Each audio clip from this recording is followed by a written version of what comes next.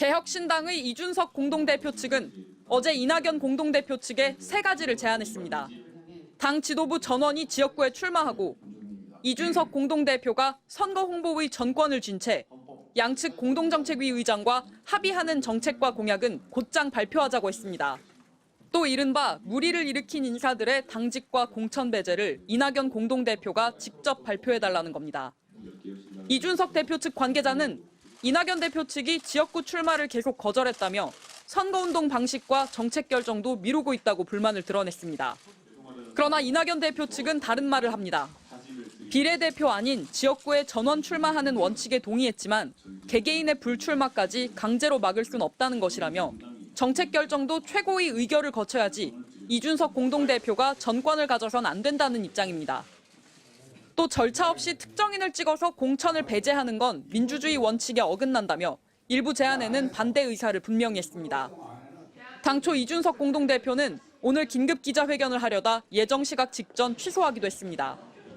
이낙연 대표 측의 입장 변화가 없으면 통합의 재검토까지 시사할 수 있다는 분위기였던 걸로 전해졌습니다.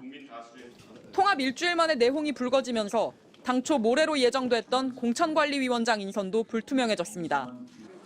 공관위원장 물망에 올랐던 김종인 전 국민의힘 비상대책위원장은 도와줄 방법도 없고 여건도 되지 않는다고 일축했습니다. 이준석의 개혁신당하고 이낙연의 신당하고는 생리적으로 맞지가 않은 정당이다. 이렇게 자기네들 원래 정체성에 맞지 않는 사람들도 같이 섞여 들어온 거 아니에요. 개혁신당은 모레 최고위원회의에서 통합세력 간 이견 조율을 시도하며 갈등 수습 가능성을 모색할 예정입니다.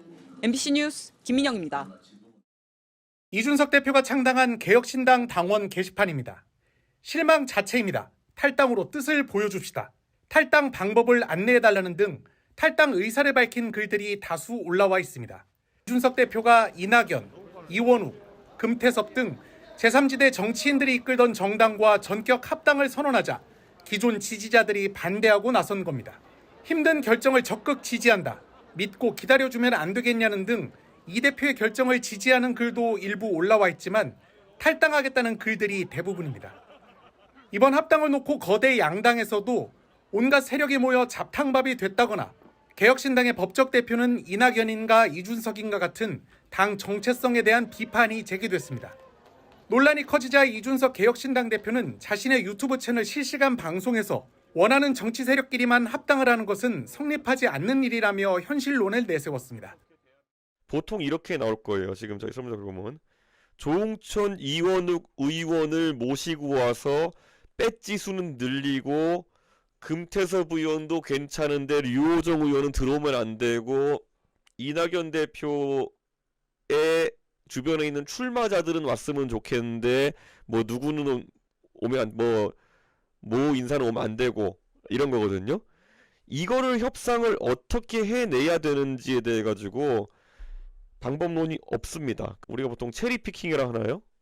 결국에는 가장 하고 싶은 것들만 골라가지고 정치 활동을 한다는 것은 거의 불가능하다.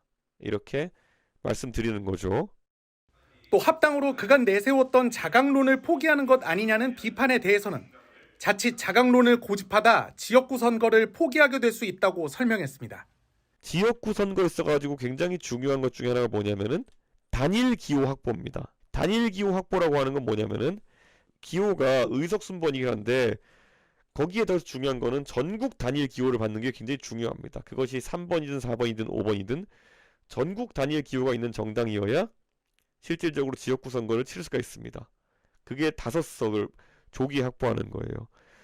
지금 개혁신당의 예비후보들이 자기의 사무실 현수막을 걸 때 기호를 기재하지 못하고 있어요. 결국에는 지역구 출마자가 출마 결심을 잘 안 하죠.